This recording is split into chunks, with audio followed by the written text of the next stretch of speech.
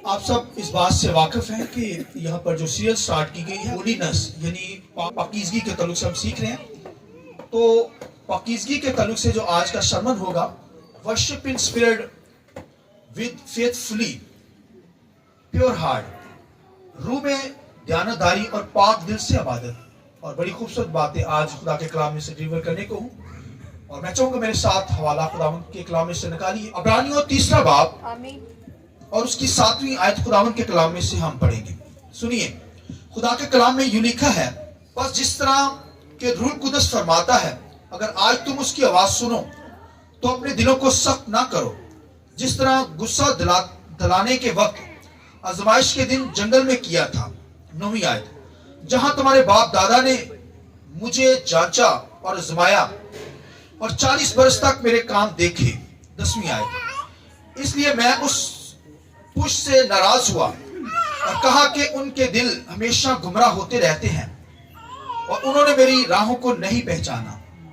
11वीं आयत, चनाचे मैंने अपने गज़ब में कसम खाई है कि ये मेरे आराम में दाखिल ना होने पाएंगे। 12वीं आयत, ए भाइयों खबरदार, तुम में से किसी का ऐसा बड़ा और बेईमान दिल ना हो जो जिंदा खुदा से फिर जाए। 13वीं आयत के अंदर सुनिए, बल्कि जिस रोज तक आज का दिन कहा जाता है, हर रोज आपस में नसीहत किया करो, ताकि तुम में से कोई गुनाह के फ्रेब में आकर सख्त दिल ना हो जाए, क्योंकि हम मसीह में शरीक हुए हैं, बशर्ते कि अपने इब्तदाई भरोसे पर आखिर तक मजबूती से कायम रहें। चुनाचे कहा जाता है कि अगर आज तुम उसकी आवाज सुनो और अपने दिलों को सख्त ना करो, जिस तरह के गुस्सा दिलाने के वक्त किया था। 16वीं आयत सुनिए, किन लोगों ने आवाज सुनकर गुस्सा दिलाया? क्या उन सब ने नहीं जो मूसा के वसीला से मिस्र से निकले थे? और वो किन लोगों से 40 वर्ष तक नाराज रहा? क्या उनसे नहीं जिन्होंने गुनाह किया और उनकी लाशें बियाबान में पड़ी रहीं? और किन की बाबत उसने कसम खाई कि वो मेरे आराम में दाखिल ना होने पाएंगे, सिवाय उनके जिन्होंने नाफरमानी की। गर्ज हम देखते हैं कि वो बेईमानी के सबब से दाखिल ना हो सके। एक रेफरेंस थोड़ा सा ले ली, मेरे साथ निकालिए। ज़बूर जो है खुदावंद के कलाम में से निकालेंगे, ज़बूर 106 उसकी 32 आयत खुदावंद के कलाम में से। उन्होंने उसको मरीबा के चश्मा पर भी खुश्क ना किया और उनकी खातर मूसा को नुकसान पहुंचा, इसलिए कि उन्होंने उसकी रूह से सरकशी की और मूसा बेसोचे समझे बोल उठा। और एक रेफरेंस मैं चाहूंगा, ज़बूर 95 में से ले लेंगे। मैं चाहूंगा कि आप जो है वो 7वीं आयत इसकी पढ़ें, क्योंकि वो हमारा खुदा है और हम उसकी चरागाहों के लोग हैं, उसके हाथ की भेड़ें हैं। काश के आज के दिन तुम उसकी आवाज सुनते, तुम अपने दिल को सख्त ना करो, जैसा मरीबा में, जैसा मसा के दिन बियाबान में किया था। सुनिए आगे 9वीं आयत, उस वक्त तुम्हारे बाप दादा ने मुझे आजमाया और मेरा इम्तिहान किया और मेरे काम को भी देखा। 40 वर्ष तक मैंने उस नस्ल से बेजार रहा और मैंने कहा कि ये वो लोग हैं जिनके दिल आवारा हैं, उन्होंने मेरी राहों को नहीं पहचाना। चनाचे मैंने अपने गज़ब में कसम खाई कि ये मेरे लोग मेरे आराम में दाखिल ना होंगे। खुदावंद के पाक कलाम के पढ़े सुने जाने पर खुदावंद की बरकत हो। शुक्रिया सर, बैठ जाइए। मैं चाहूंगा पाक रूह के लिए रूह कुदस के लिए जोरदार ताली बजाकर खुदा के नाम की हालेलुया, हालेलुया, हालेलुया। जोरदार ताली एक दफा फिर खुदावंद के नाम की। अभी आपको बताया गया कि हालेलुया आसमानी लफ्ज है और हर जुबान के अंदर जब लिखा जाएगा, बोला जाएगा, तो हालेलुया ही कहा जाएगा, क्योंकि हम आसमानी लोग हैं, हमें ये लफ्ज इस्तेमाल करना है खुदावंद के लिए। हालेलुया, हालेलुया का मतलब खुदावंद की सताइश। हालेलुया, तो हम खुदावंद की सताइश करते हैं, उसके नाम को मुबारक कहते हैं, क्योंकि वो है ही सताइश के लायक है। तो आज का जो सरमन है, रूह में दयानतदार और पाक दिल से इबादत, worship in spirit with faithfully pure heart के तरफ से हम सीखेंगे। खुदावंद के कलाम के अंदर यहां पर कौम बनी इस्राइल से कलाम किया गया और आज कलीसिया जो यीशु के लहू से धुले हुए लोग हैं उनसे कलाम किया जाता है। और क्लीसिया जो है, अक्लीसियस, इसका मतलब पाक लोग, मसीही जमात, यीशु के लहू से धुले हुए लोग। लिहाजा मुझे और आपको पाकीज़गी में रहकर उसकी बात करनी है। नापाकी के अंदर कोई इबादत करेगा उसकी मकबूल नहीं होगी। बेशक वो दुआएं करता है, रात को जागता है, रोजे भी रखता है, अच्छी वर्शिप भी करता है, हथिया भी अच्छा देता है, लेकिन पाकीज़गी जो है खुदावन के सामने मकबूल नजर है। आसमान पर खुदा पाक है, बेटा पाक है, रूह कुदस पाक है। हालांकि इसलिए तो हम होली स्पिरिट से कहते हैं, पाक रूह कहते हैं। फरिश्ते भी पाक है जो उसकी वर्शिप करते हैं। ईमानदार यीशु के लहू से धुलकर पाक होकर उसकी बारगाह में आते हैं, पाकीज़गी में उसकी बात करते हैं। गुनाह की हालत में, नापाकी की हालत में आपकी दुआएं, आपका रोजा रखना, आपकी वर्शिप करना खुदावन के सामने नामकबूल है, याद रखिए। लिहाजा हमें पाक होकर उसकी बंदगी करनी है। जब पाक होकर दुआ करेंगे तो फिर खुदा हमारी सुन लेता है। जो भी मांगेंगे खुदा देगा। आमीन। आसमानी चीजें मांगे देगा, जमीनी चीजें मांगे देगा। सब चीजें आपकी हैं अगर आप पाक होकर उसकी इबादत करते हैं। लिहाजा हमें पाकीज़गी का ध्यान रखना है। नापाकी के अंदर नहीं जाना, गुनाह के अंदर नहीं जाना, फंस नहीं जाना। शैतान यही चाहता है कि हम गुनाह के अंदर, नापाकी के अंदर रहें, बीमारियों के अंदर एड़ियां रगड़ रगड़ कर मर जाएं। शैतान ये चाहता है, मगर खुदा नहीं चाहता। खुदा चाहता है हम सितयाबी के साथ आसमानों पर जाएं। कमजोरी भी आ जा सकती है, बीमारी भी आ सकती है, आजमाइश के तौर पर खुदावन अपने लोगों को निकाल लेता है, याद रखिए। चलिए खुदावन के साथ प्योर हार्ट के साथ, खालिस दिल के साथ, नरम दिल के साथ, क्योंकि खुदावन के कलाम में लिखा है नरम जो जमीन दिल की होती है उसके अंदर जब बीज डाला जाता है तो वो बढ़ता है। सख्त जमीन के ऊपर बीज नहीं वही बढ़ता।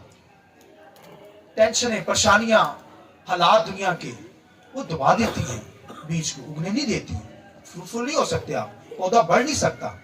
लिहाजा इस दिल के ताल्लुक से कहा गया है, ये दिल जो है ये बेशक हीलेबाज लाइलाज है, लेकिन भाइयों खुदावन इसे कंट्रोल करता है, पाक इसे करता है कंट्रोल। नरम दिल होकर चलिए, पाकीज़गी में चलिए। ये दिल जो है प्योर हार्ट आपको होना चाहिए, क्योंकि खुदा क्या है बोलिए? पाक है। खुदा बोलिए वर्शिप भी पाकीज़गी की हालत में। तो ये दिल जो है पाक होगा तो तभी तो हम खुदा को देख सकेंगे। आमीन। लिहाजा यहां पर हमें पाकीज़गी में इबादत करनी है। खुदावंद का कलाम बनी इज़राइल सुनती थी, इज़राइल के लोग, मगर उनमें से हम कहते हैं ना, उनमें से लोग सख्त हो जाते थे।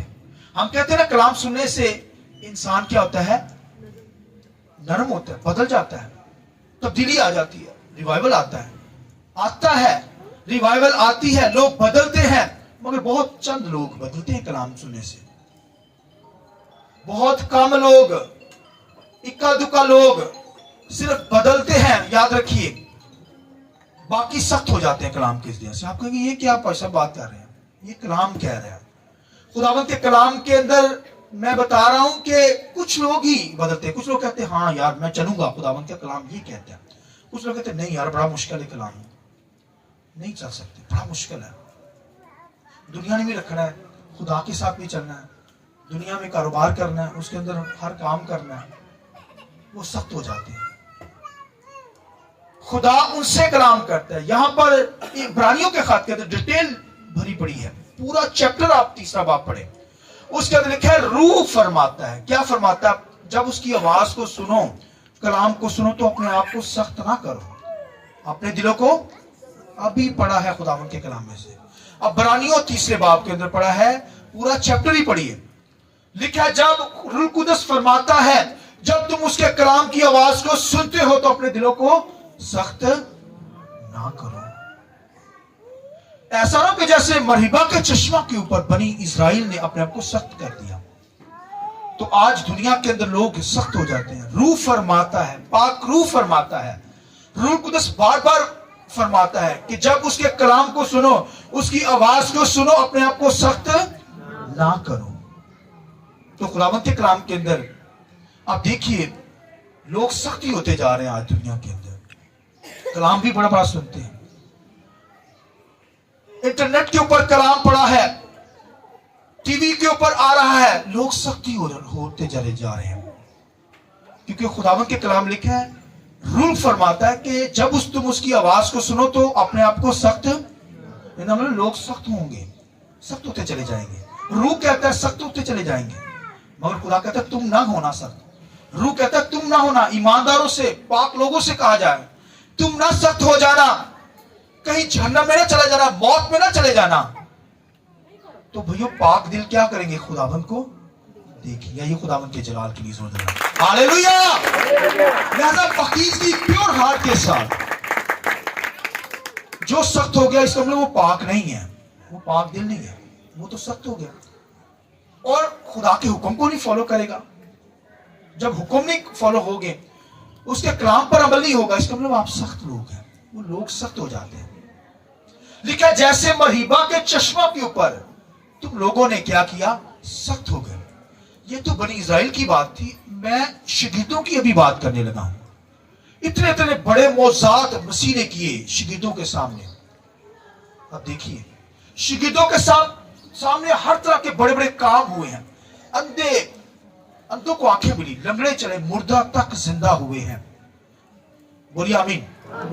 इतने इतने बड़े मौजात। फिर 5000 लोगों को 5 रोटियों से क्या किया?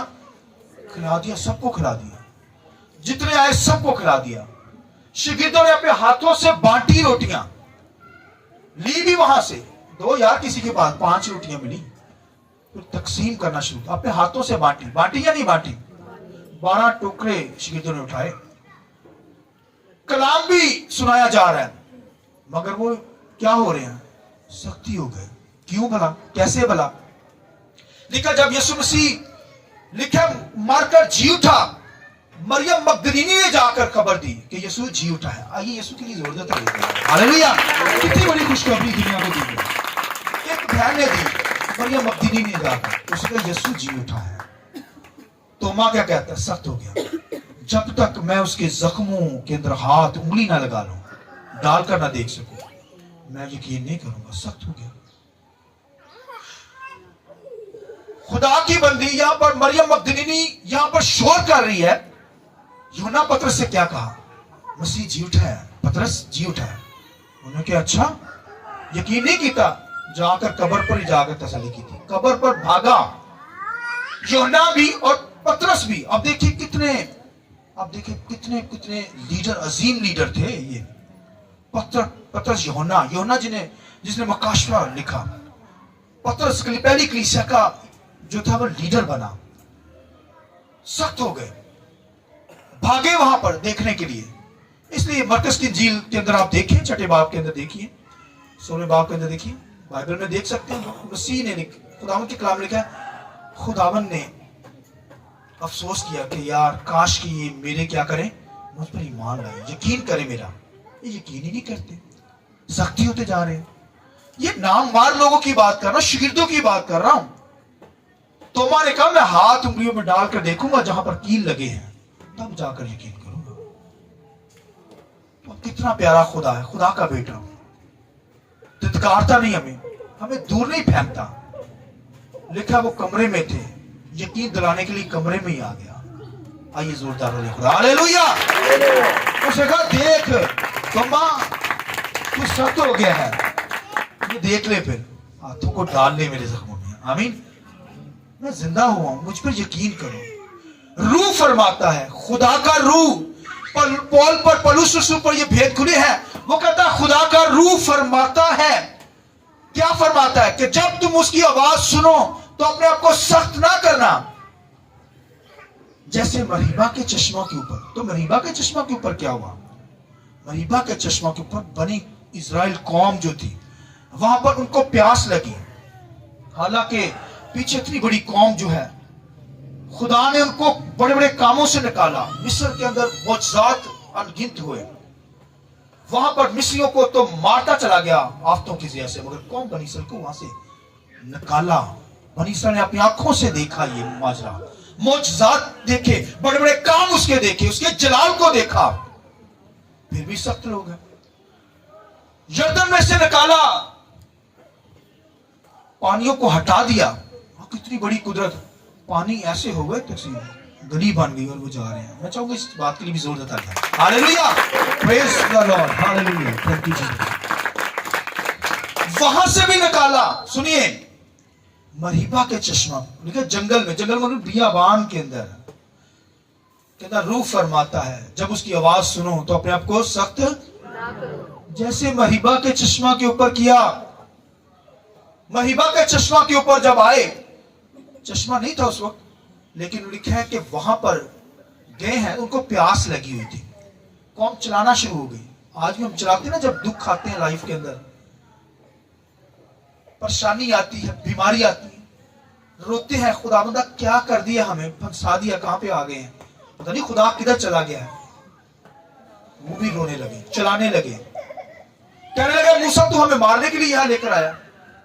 मूसा गया, हारून भी गया, मरियम को देखिए, बहन को देखिए, दब बजाती, झांझर बजाती हुई खुदावंद की वर्शिप करती थी, क्वायर की लीडर। लेकिन सख्त हो गई, मूसा के खिलाफ बोल उठी, कोड़ हो गया उसे। मूसा ने कहा खुदावंदा इसे माफ कर दिया। माफ कर दिया क्या? बड़े बड़े लीडर, नामान लोगों की बात कर रहा हूं, दूसरे लोगों से की बात नहीं कर रहा, ये तो भाई नामान लोग थे। और खुदावंद के कलाम लिखा बड़े बड़े कामों से खुदा उनको छुड़ा कर ला रहा है। तो खुदावंद के कलाम लिखा पानी मांगने लगे, तो मूसा और हारून खुदा के सामने गए, खुदा पानी मांग रहे हैं। खुदा ने क्या यार कोई गाल ही नहीं, पानी मिल जाएगा, तुम टेंशन का दी, मीठा पानी, हालेलुया, चीनी वाला नहीं, मीठा। तो वो तो कड़वे पानी थे ना, पी नहीं जा सकते थे, पेट खराब हो जाता था, मगर उन जगहों पे खुदावन ने मीठे चश्मे उनके लिए मुहैया किए। खुदा ने मूसा से कहा यार क्या मसला है, मैं चट्टान पे खड़ा हूंगा, तुम लाठी मारना, चश्मा निकल आएगा। तो खुदावन के कलाम लिखा, मूसा की बात सुनिए, कौम को लेकर जा रहा है, आज वो भी पानी कटा गया जाए, और लिखा चश्मे और चट्टान के ऊपर खड़ा हो गया मूसा। और क्या तकरीर क्या करने लगा है, वाज क्या करने लगा है, वहां सरमन क्या देने लगा उनको। भाई खुदा ने कहा तू लाठी मार, मैं खड़ा हूं, पानी दूंगा तुझे, तो क्या करने लगा, सख्त हो गया लोगों ने गला सुन के। हालांकि लिखा है कि मूसा मेरे घर के सबसे ईमानदार ध्यानदार मेरा सर्वेंट है। मूसा तो सर्वेंट है उसके घर का, मगर यीशु घर का मुख्तार है। आइए यीशु के लिए जोर दें, हालेलुया। यीशु जो है घर का मालिक है। मूसा को कहा ये बड़ा हलीम शख्स है, मरियम से कहा ये तो मेरे लोगों में से सबसे हलीम शख्स है। मगर यहां पर आकर क्या हुआ है, लिखा है पानी निकालने लगा। खुदा ने उससे कहा जा, मैं चट्टान पर खड़ा हूंगा, तू लाठी मारेगा, वहां से चश्मा निकलेगा, इनको पानी पिला देना। जब वहां पर चट्टान के ऊपर खड़ा हुआ, सुनिए मूसा कहने लगा ए बागी लोगों, ए कौम बनी इसराइल, बागी नस्ल, बागी लोगों, तुम पानी मांगते हो, खुदा को हर वक्त जमाते ही रहते हो। लो फिर पानी, लाठी मारी, पानी नहीं निकला, पानी नहीं निकला। वे खुदा तुझे कह रहा है कि लाठी मार, तू उनको बागी कह रहा है। सख्त हो गया, पानी नहीं निकला। उसे पता था पानी तो निकलेगा, खुदा ने कहा, उसने दोबारा मारी तो पानी निकल आया। मगर खुदा ने कहा कौम बनी इसराइल जो है मेरे आराम में दाखिल नहीं होगी। अब उस जगह पर जहां मैं लेकर जाने लगा हूं, वहां कौम बनी इसराइल नहीं जाएगी। और मूसा से भी कहा बस मूसा तू आगे नहीं जा सकता। मूसा के अंदर सख्ती आ गई। तो भाइयों खुदावंद के कलाम लिखे, जब उसकी आवाज सुनो तो अपने आप को सख्त ना करना। मूसा सख्त हो गया। खुदा ने कहा तू आगे नहीं जा सकता, जा पहाड़ के ऊपर उस नजारा ले ले, मगर तू आगे जा नहीं सकता। तुम लोग मेरी आराम में दाखिल नहीं होगे। 40 साल तक बियाबानों में भटकते रहे, आराम में दाखिल खुदा ने नहीं किया, क्योंकि वो सख्ती हो गए थे। ढीठ कौम थी। जैसे जैसे उन्होंने काम किए दुनिया की किसी कौम ने नहीं किए इतने, फिर सजा भी उनको बड़ी मिली है। सजा भी खाई, मार भी खाई, क्योंकि नाफरमान ही रहे, खुदा को छोड़ देते थे, सख्त दिल रहे। खुदावंद के कलाम लिखा है जब तुम उसकी आवाज सुनो, रूह फरमाता है, पाक रूह फरमाता है, जब तुम उसकी आवाज सुनते हो अपने आप को सख्त ना करो। जैसे मरीबा के चश्मे के ऊपर किया। और लिखा है मूसा भी अपने आप को सख्त कर बैठा, और लिखा है वो रह गया, आगे नहीं जा सका। खुदा ने कहा बस आगे नहीं तो जा सकता, कौम को भी कहा आगे नहीं जा सकते। तो भाइयों यहां पर मूसा जो था वो आगे नहीं जा सका। इतना बड़ा अजीम खादम था, सर्वेंट था, खुदा के घर का सर्वेंट, उसे सारा अख्तियार दिया गया। बनी इस्राइल के अंदर वो जो खुदा का घर कहलाता है, यानी घर के अंदर खुदा ने कहा मूसा को घर के अंदर सर्वेंट बनाया गया। और मैं और आप भी, कलीसिया भी उसका घर। इसके ऊपर तो यीशु मसीह है। हालेलुया। यीशु मसीह खुदा का भाई वो तो मख्तार है, यानी घर का मालिक है। मूसा तो सर्वेंट था, बनी इस्राइल के ऊपर सर्वेंट था, मगर यीशु मसीह जो है इस कलीसिया का, इस घर का क्या है, मालिक है। बोलिए आमीन। मूसा ने पहाड़ पर जाकर कहा, ए बागी लोगों, कौन बनी इस्राइल तुम बागी हो। खुदा ने कहा बागी, मूसा को क्या कहना चाहिए था, तकरीर करना चाहिए, ए कौम बनी इस्राइल, तुम्हारा खुदा जो मिस्र से तुम्हें लेकर आया है, तुम्हें पानी से निकाला, तुम्हें आफतों से बचाया, अब तुझे पानी भी देगा। इतना कहने की जरूरत थी, अब पानी देगा खुदा, पानी नहीं कराना था। उसने बागी कहा। भाई अपने को फिर कलाम इस्तेमाल करोगे तो फिर मार ही खाओगे। आप बेशुमार खादम अपने आप से कलाम करते रहते हैं, फिर मार खाते। कलाम खालिस जिंदगियों में काम करता है। आमीन। लिहाजा पहाड़ के ऊपर जाकर मूसा कहते हैं बागी लोगों, मगर यीशु ने क्या कहा सलीब के ऊपर, ऐ बाप इनको माफ कर, क्योंकि ये नहीं जानते। ये खुदावंद के जलाल के लिए। हालेलुया। मूसा वहां पर क्या कहते हैं, बागियों, मगर यीशु ने कहा है बाप इनको माफ कर। घर का मालिक माफ कर रहा है, सर्वेंट जो है वो बागी कह रहा है। तो भाइयों खुदा ने इसलिए कहा कि जब तुम उसकी आवाज को सुनते हो, खुदा का रूह फरमाता है अपने को सख्त ना करो, जैसे मरीबा के चश्मा के ऊपर किया था। उन्होंने बड़ी बड़ी कौम, बड़े बड़े मौजाद देखे, हालांकि वो मौजाद जहां पे भी हो लोग ऐसे सेकंड के अंदर मसीह पर ईमान लाए, और इतने बड़े काम सुनने के बावजूद लोग सख्त हो गए, आगे बढ़ नहीं सके। खुदा ने रोक दिया उनको। मैं और आप यीशु के लहू से धुले हुए पाक लोग हैं, लिहाजा मुझे और आपको पाकीज़गी में उसकी इबादत करनी है। रूह फरमाता है, उसकी जब आवाज सुननी है तो फिर अपने को सख्त नहीं करना, कबूल करना है कलाम को, उसे अभी करना है। जो कलाम पर अमल नहीं करते वो सख्त हो जाते हैं, जो कलाम को फॉलो नहीं करते वो सख्त हो जाते हैं, फिर जिंदगी से रह जाते हैं, बरकतों से रह जाते हैं, शफा से रह जाते हैं, हमेशा की जिंदगी से वो हटा दिए जाते हैं।